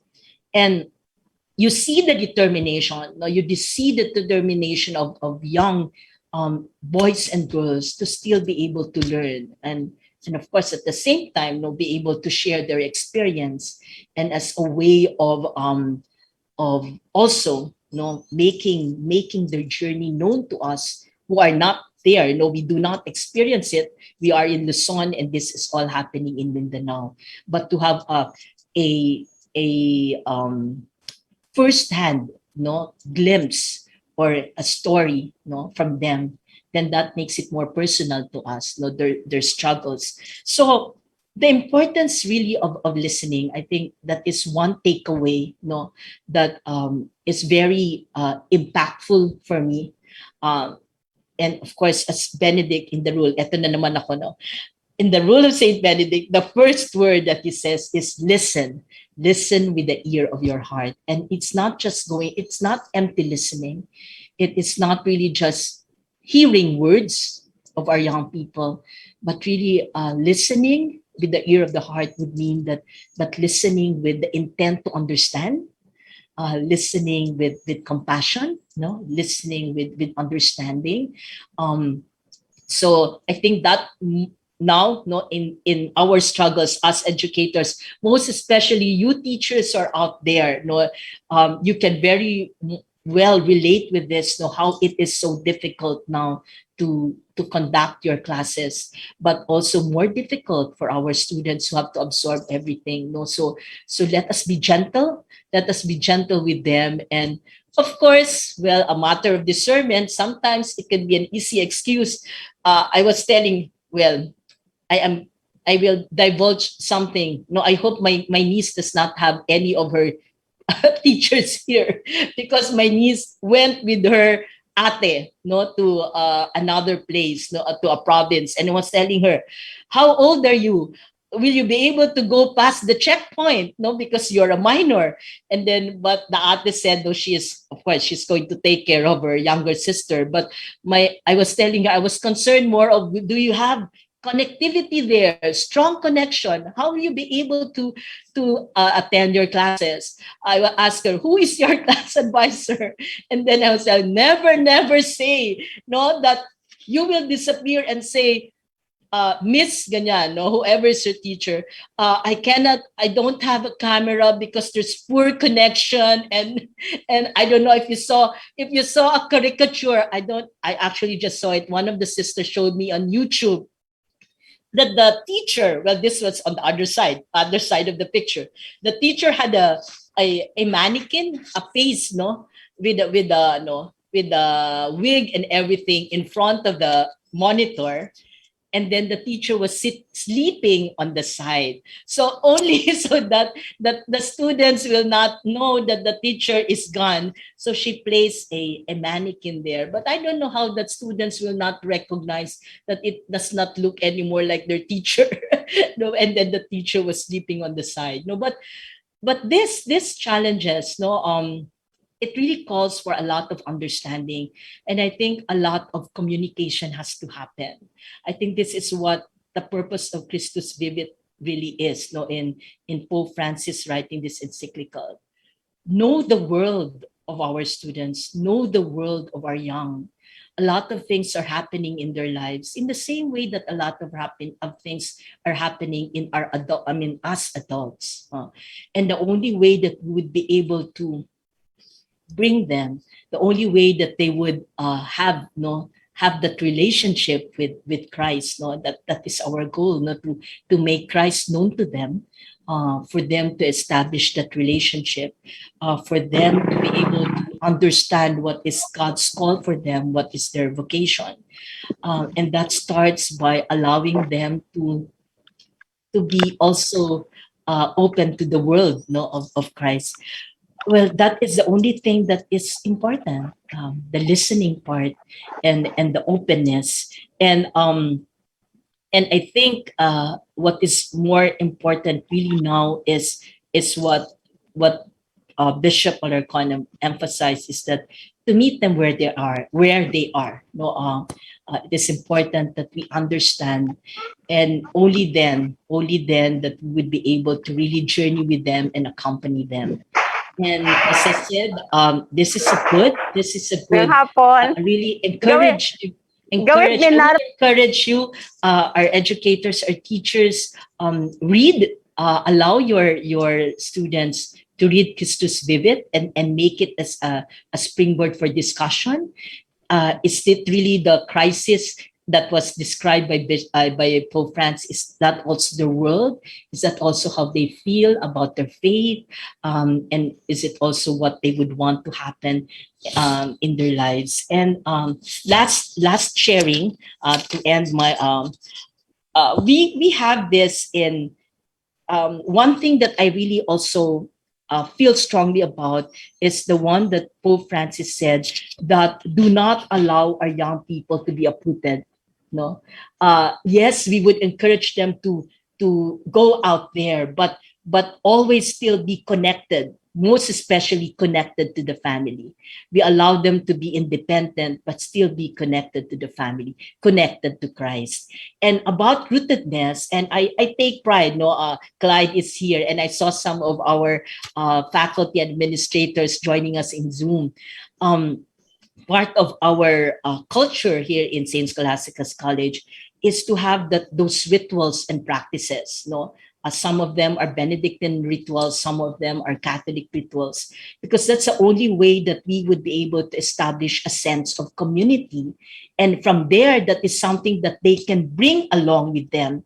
No, that disconnect. No, that sometimes that is what we want. No, an integrated, holistic formation and education that would allow them also to be that same person that we have honed when they are out there already working or being involved in government. And they say that a lot of our government leaders, a lot of those who are in position, Brother Ray, Bishop Alarcon, have been educated by Catholic schools. And what has happened? What has happened to the products of our Catholic education? So it's a big challenge. And that is what I see. No, we may have our rituals and practices, and we have this practice of having a peace camp in December. No, so it's like our simbang gabi before we go on Christmas break, and then we have, of course, a mass. But it's a peace camp, so we also have panunuluyan. But the year before we went on COVID, no, before we went pandemic, we involved our young people, and what they wanted was a peace concert. Not the panunuluyan anymore. Of course, there's still the mass, but they wanted to express themselves, their faith in a concert. No, of course, some of the sisters after that were asking, tinanong niyo ba muna kung ano yung mga kakantahin nila? Kasi syempre, these are worship songs. And I think that is where we have to meet them. No, their faith is expressed not so much in the structures and the tradition maybe that we have been born with, but it doesn't lessen the faith that they have, no, by the different expressions that they want to do it. And they want to do it in songs, in poetry, in art, in dance. And if that is the way that we can keep them, and if that is the way that we can make them rooted in the faith, then we just have to be open. So that's also one thing, the openness really to be able to also accept them where they are and also to journey with them, no? Yes, really, no, recognizing. So that is it. I am so sorry. I may have deprived you, our listeners, of valuable time for questions. No, Jel. Sorry, I just glanced and then she said, Jel, last 2 minutes po, sister. Yes, I am ending. So only that Christus Vivit really is an expression of so much hope. With everything that is happening to us, it really is a message of hope, not just for young people, but for us educators. No, there's much that we can do only if we listen, and only, of course, listen with our hearts. So thank you very much. Thank you.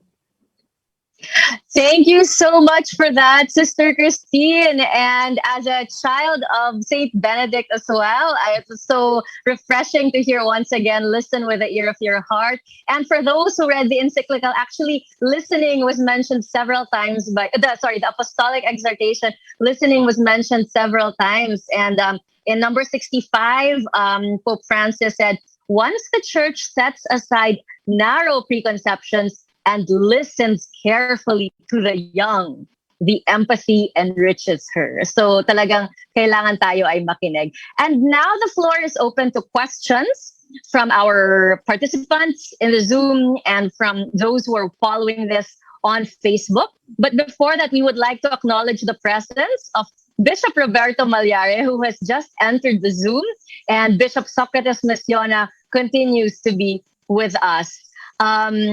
If Bishop Malyari would be willing, siguro po after the first question, we could ask Bishop Malyari for his comment, as well as Bishop Soc Messiona. But we do have a few questions from our audiences.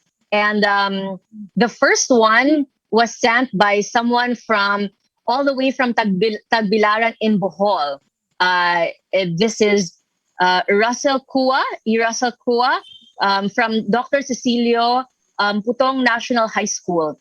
And he is asking, what are enlightening approaches on being with, I guess this is on accompanying the youth when we are already much divided by technology? I think it was Brother Ray who emphasized a lot about emphasizing the youth. Would you like to take that one po, or Bishop Alarcon po? Okay po, Brother Ray. Ano daw po, age before beauty? Okay. We have teachers describing some of the activities they do online, because of course classes, face-to-face classes are not allowed. And they have, I was impressed when they have activities where they ask even just kamustahan at the beginning of their lessons, so that the students feel connected with not only the teacher, but also their classmates.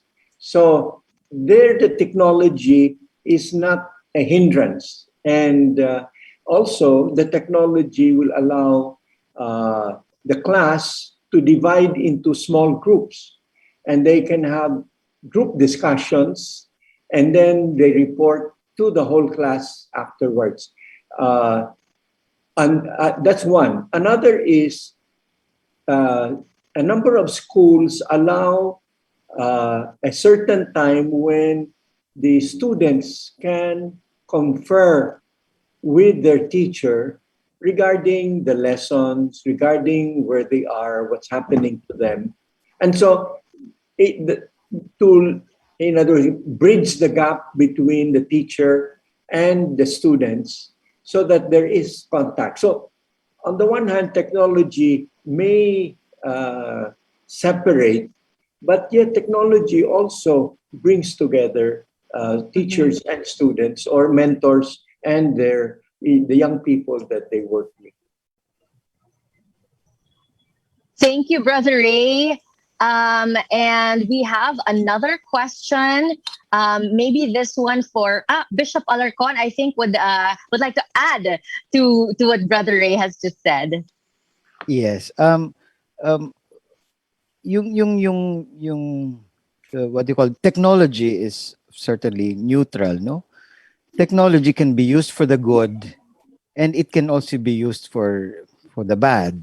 So tayo as educators, ang maaari natin gawin is to use and encourage the use of these tools for the betterment of, you know, of society, of humanity, to promote the values that we teach, that we advocate. So yun po, the you know, proper use of technology. Pangalawa, it is to remind ourselves that teaching is not merely throwing out information, no? In the same manner as, you know, an effective teaching means connection. It is not just throwing out information. It is not just, you know, putting out all the modules.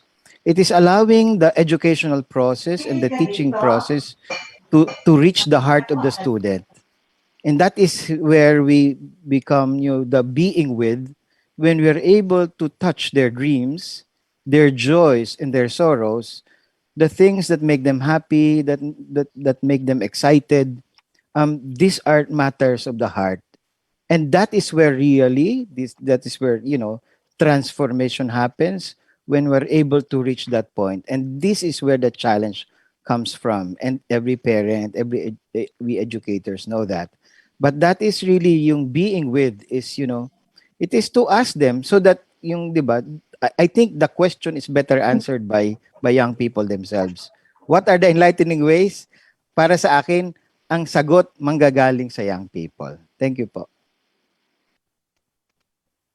Siguro po one of the most enlightening ways is to like and follow and subscribe to Dominus Est.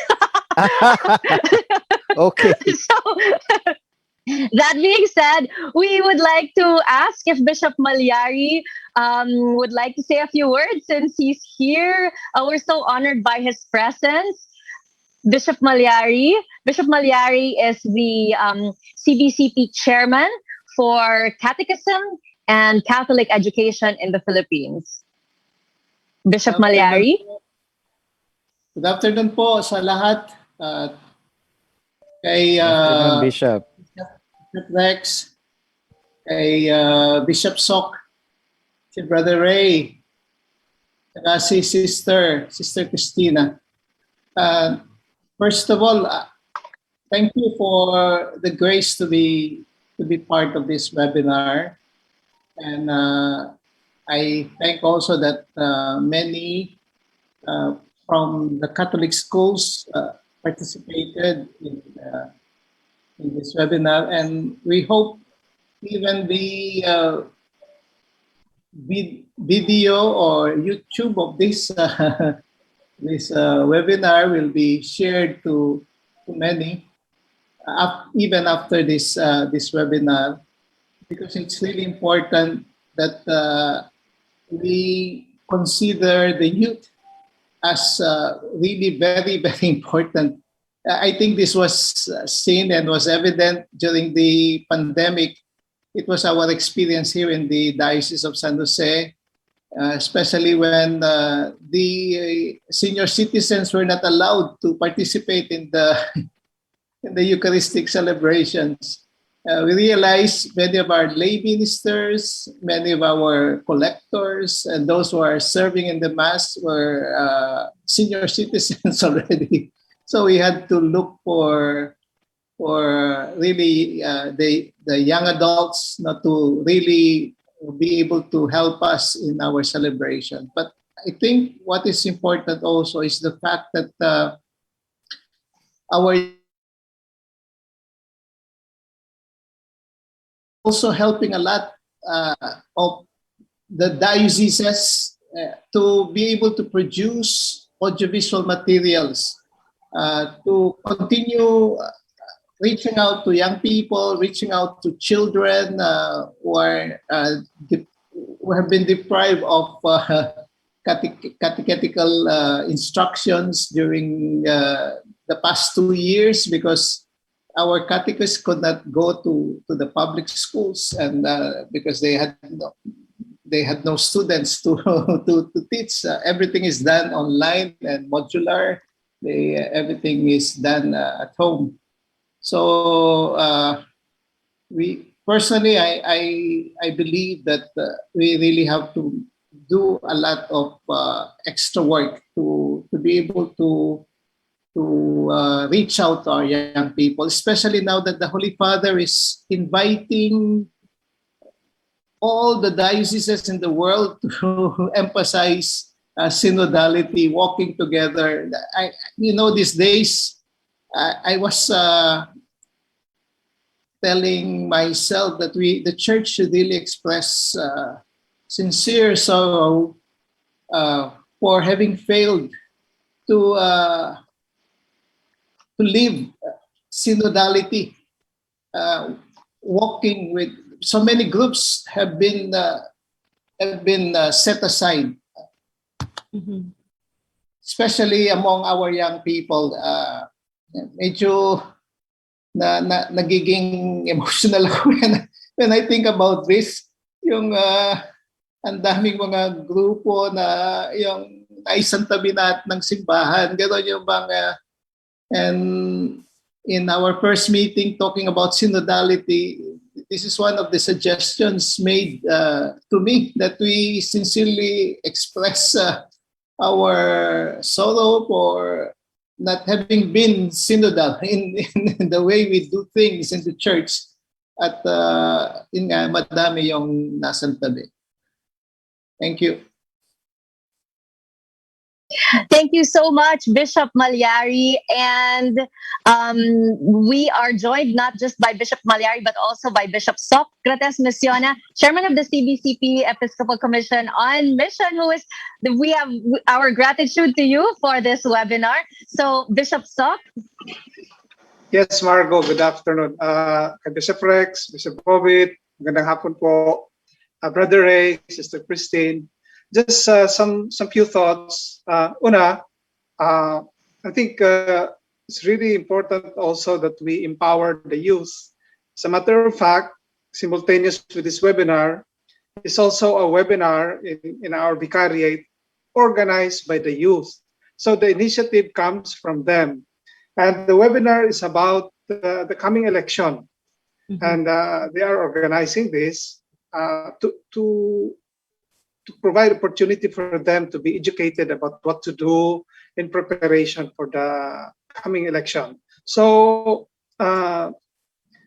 it's also important that together with being able to listen to them is also our ability to empower them. I think the youth has so much to contribute for our society. Second is, yung thoughts ko ay also for the youth in remote areas, in squatters areas na wala naman pong access sa internet. walang access sa face-to-face kasi bawal sa school ang face-to-face. I see them when I go around. Kami kasi dito sa Palawan, at least are freer than in Manila, I think. I go to communities. Nakikita ko yung mga kabataan, nagtatambay-tambay lang diyan sa mga kanto-kanto, even during class days. No? So, parang my heart bleeds kasi sabi ko, these young people are left out due to the pandemic, and I think sila po yung kawawa kasi parang naiiwanan sila. And I don't know what we as church people can also do to this situation. And then thirdly, yung mention po ni Bishop Bobit about synodality, also a good reminder for us, because we are already preparing for the synodal consultation, and I think Pope Francis is also stressing the idea of being able to listen to the different sectors of society, listen to the different sectors of members of the church, including the youth.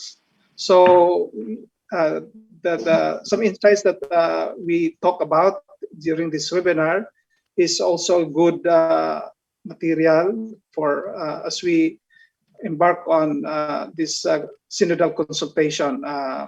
Kami din po dito sa aming vicariate already planning for the synodal consultation, and I think it's very important that we will be able also to have a listening ear to our people, and especially to our youth. Yun lang po, Margaux, because I think we are running out of time. Thank you so much, Bishop Soc Naciona. That's so true. But just on the synodality, that's in number 206. Youth ministry has to be synodal. It should involve a journeying together. Okay, so we only have time for one last question. And this comes from Alan of Batang Minor TV social media page of the Immaculate Conception Minor Seminary. And his question is, how can we continue to encourage or help educators, especially those who are already burnt out due to the challenges of the pandemic, or those whose families were affected, or those who have lost their faith in our educational system? So this is our last question. So maybe each of our speakers could answer. Maybe ladies first, Sister Christine, and then Brother Ray, and then final po, Bishop Alarcon. Margaux, his question was educators burnout, not the students burnout. Yes, po. As educators. I think that is also where as an administrator, where listening is also very important, to also be sensitive to where our faculty are, not just the faculty, but also the personnel, most especially. And I think in that sensitivity, there is really a need, even, of course, limited still by the pandemic, wherein our faculty actually do not come to school. So all our meetings, all our interactions are also virtual. But I have been part of fun days, just fun hours of just having games with the faculty or with some other groups. And I think that is one that is needed right now, not just, well, again, Benedictine, a balance of prayer, work, recreation, that we cannot discount. And only to provide these opportunities, it doesn't have to be all work. Find time to create also opportunities for recreation, at the same time also some helpful tips, just distressing exercises can be done even virtually, and that could also be a way of helping one another. And I think also to create more collaboration among faculty, so that if you can have all the goals in one activity, not necessarily one for campus ministry, one for social affairs, put them all together in one, so that there's collaboration, and just one shot deal of an activity when you accomplish everything. That would lessen pressure and lessen stress. Yun lang po. Thank you so much, Sister Christine, and from LaSalle. Well, I think what Sister mentioned, listening to the faculty and the staff, finding out what is the source or causes of their tension. It might be hardware. You know, they don't have the devices to be able to communicate and with their students, or it could be loading. How much time is given to academics, and how much time is for breaks, so that the teachers also and the students know what are the, you might say, boundaries. In other words, when can they consult with their teachers? The teachers are not available 24/7, because sometimes with technology, you can get a call on your cell phone or on your computer, get an email any time of the day or night, you know? And not just from students, but also between members of the department, or if they belong to, you know, service departments, then they can get emails even on Sunday, and you know, so they need a break, no? Or as Sister says, a time to get together to relax, not to talk about business, but just to exchange pleasantries, stories with each other.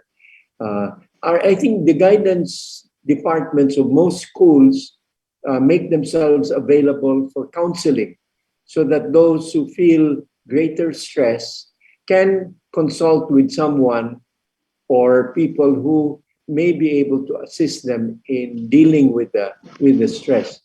So there are different ways that I think schools have managed to respond to the increased stress due to the pandemic and due to the disruptions in the teaching learning programs. Okay, so to our educators, wag po kayo ma-stress, because when you are stressed, you become old. Okay, so meron pong isang beautiful pahabol question, and this is perfect for Bishop Rex Alarcon.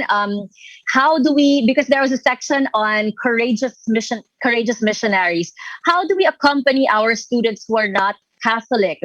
This is from Charles Van Howard Florendo, because he says, I am an OFW working in a Catholic school with 96% of the students Buddhist. So that's our final question po for Bishop Alarcon. Ay, nakamute po kayo, Bishop. To answer that, I would like to go back to our quotation from Pope Francis, who says, education is one of the most effective ways of making our world and history more human. It is a human act, and it is therefore by sharing our common humanity. So you might not have the same religious viewpoint, but pare-pareho ang pinagdaraanan natin bilang tao. Yung pains natin and yung dreams natin ay hindi naman magkakalayo. And it is here, when we do not need to proselytize, but we show the goodness of our faith, the good news of Jesus, the inspiration of Jesus as a way of looking at things. No, it is by sharing our lives that we become, ministers to them. So yung pagsasabuhay natin ng ating pananampalataya kay Kristo, at yung pagsusumikap nating sundan din si Kristo, ay ang magiging the best lesson or assistance that we can give each other. At yun din, gusto ko rin balikan yung marami sa ating kapatid, mga kababayan, ang stressed. Alam niyo, pag nababurnout ka, when things are out of control, kapag hindi mo na kayang kontrolin ng lahat, at patong-patong na, at natatalo ka ng stress. And there, we just want to be there for that person. At nabanggit ni Brother Ray, to listen to that person. Nabanggit din ni Sister, to get a balanced way of doing things, a healthy lifestyle. But it is also a call for us to, to support one another, the humble acceptance that we cannot do everything. Sa mga educators po natin, we are in a very difficult situation. Do not aspire to do everything. We are not God. We can only do what is best that we can and allow God to do the rest. No, so ganun din even in our relationship with non-Catholics, with Buddhists, it is really to bring the message of Jesus, and tayo also to try our best to live like Jesus. Thank you po. Thank you so much, Bishop Rex Alarcon. Yes, we must all be courageous missionaries, whether you are a millennial or a millennial. Okay, po. So that's it. That's all the time that we have for today. Actually, we're already over time. So we are so grateful to all of you. Thank you so much, Sister Christine. Thank you so much, Brother Ray. And of course, most of all, thank you so much to Bishop Rex Alarcon, our speaker for today. Please just stay for the final blessing. But before that, we have our closing remarks from the chairman of the CBCP Episcopal Commission on Mission, our host for today, Bishop Socrates Missiona.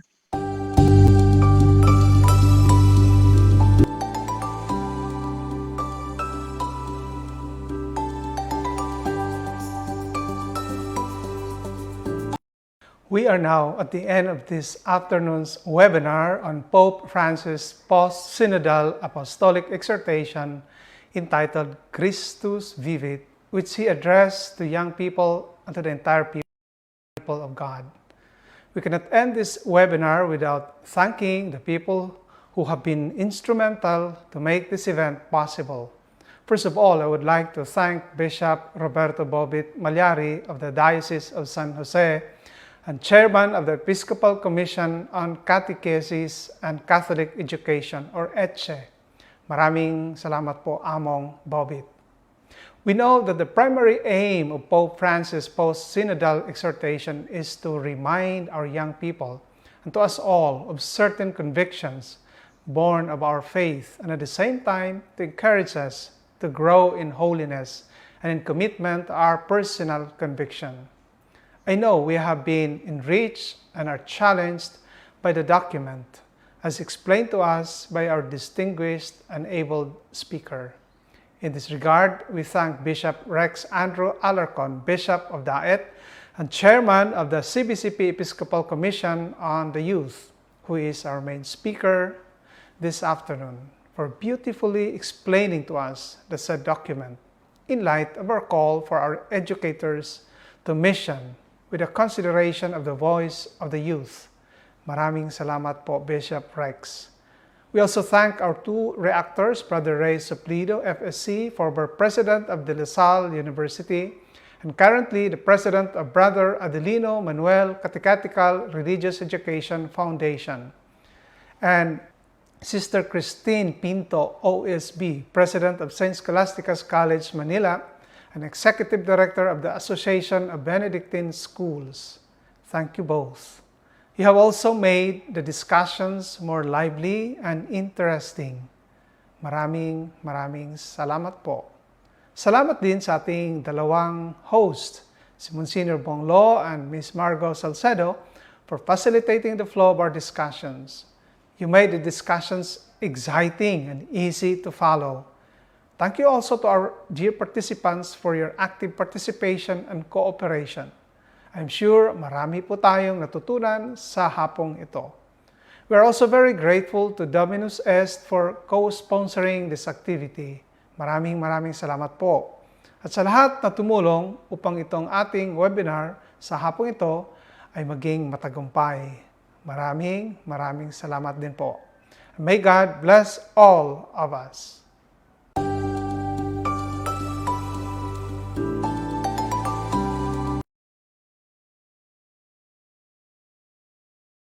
Thank you so much for your final remarks, Bishop Socrates Missiona. But if we could just please ask for a final blessing from you after this, and if you could please be joined by our two other bishops who are also here, Bishop Alarcon and Bishop Malyari, for the final blessing. But before that, I'd just like to ask our audience to, we are going to be going to the closing song after this, but we are going to pan through everybody in the audience. So you can now turn on your cameras para po you can wave pagdating po dun sa ending. And we can all see your beautiful faces, your youthful faces today.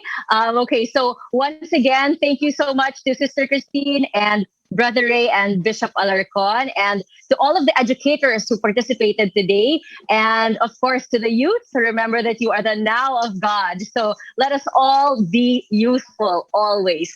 Thank you so much, and may we now call on Bishop Soc Masiona for the final blessing, and to be joined by Bishop Alarcon and Bishop Malyari. The Lord be with you, and may Almighty God bless you all, the Father, and the Son, and the Holy Spirit. Amen. Go in Amen. peace. Amen. Amen. Thanks be to God. Thanks be to God. Thanks to God. Be to God. Thanks be to Thank Thank you so much. you. Bye-bye. Thank you, Dominus Est. Thanks to Thank you, God. Miss Margaux. Thank you.